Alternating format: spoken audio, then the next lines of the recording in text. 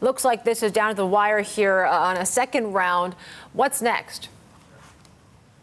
That's absolutely right. It was a very close vote with 99% of the votes counted right now.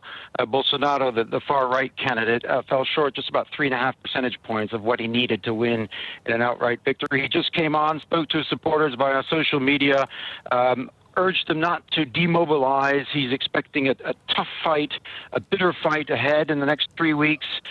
He did question the reliability of the electoral system, but implicitly admitted that he would be facing his opponent in a runoff.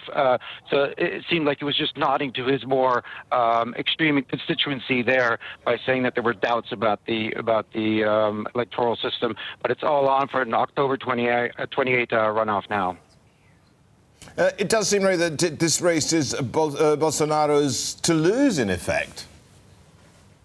It is indeed. He's going into this second round with enormous momentum. In the last couple of weeks, he's gained as the center of the center's candidates essentially imploded, and people sort of felt like, let's just get this over with, and voted to both extremes. So that's what's happened. And unless most analysts are saying, unless he really makes some pretty serious mistakes, he's well on his way to becoming the next president of Brazil.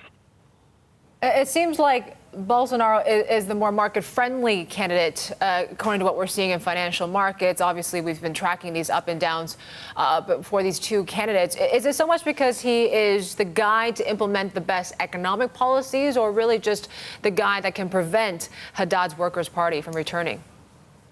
It's a bit of both. He wasn't the market's natural choice. They actually backed other candidates.